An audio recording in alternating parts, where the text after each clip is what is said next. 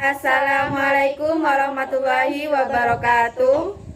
Perkenalkan, nama saya Iflia Unaina, NIM 184410001. Saya Alvina Hidayati, NIM 184410008. Saya Nurfaiza, NIM 184410013.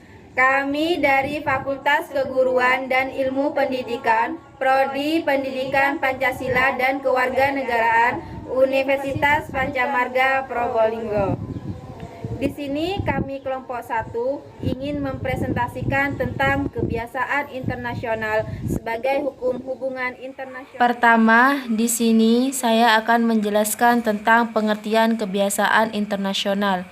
Pengertian kebiasaan internasional ada dua sudut pandang. Yang pertama, sudut pandang sejarah. Kebiasaan internasional adalah sumber hukum tertua di antara ketiga sumber hukum utama internasional itu. Sedangkan menurut pasal 38 ayat 1 sub B, status Mahkamah Internasional dikatakan International custom as evidence of a general practice accepted as law, atau dengan kata lain kebiasaan internasional yang merupakan praktek umum yang diterima sebagai hukum. Yang kedua adalah unsur-unsur kebiasaan internasional sebagai hukum hubungan internasional. Ini terdapat ada dua unsur. Yang pertama adalah kebiasaan yang bersifat umum, dan yang kedua adalah kebiasaan itu harus diterima sebagai hukum. Di sini ada penjelasan dari unsur-unsur tersebut. Unsur pertama adalah suatu kebiasaan yang bersifat umum, atau dengan kata lain, elemen ini merupakan unsur material. Namun yang harus dibedakan adalah antara kebiasaan dan adat. Adat istiadat adalah kebiasaan, langkah laku internasional yang belum diterima sebagai hukum dan dapat bertentangan satu sama lain. Sedangkan kebiasaan harus diunifikasi dan keberadaannya tidak usah dibuktikan. Atau kesimpulannya adalah kebiasaan dalam hukum adalah adat istiadat yang telah memperoleh kekuatan hukum.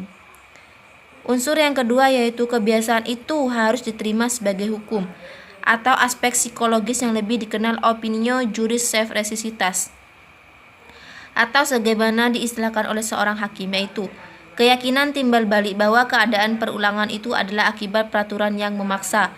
Dilihat secara praktis, suatu kebiasaan internasional dapat dikatakan diterima sebagai hukum apabila negara-negara menerimanya sebagai demikian. Artinya, apabila negara-negara itu tidak menyatakan keberatan terhadapnya.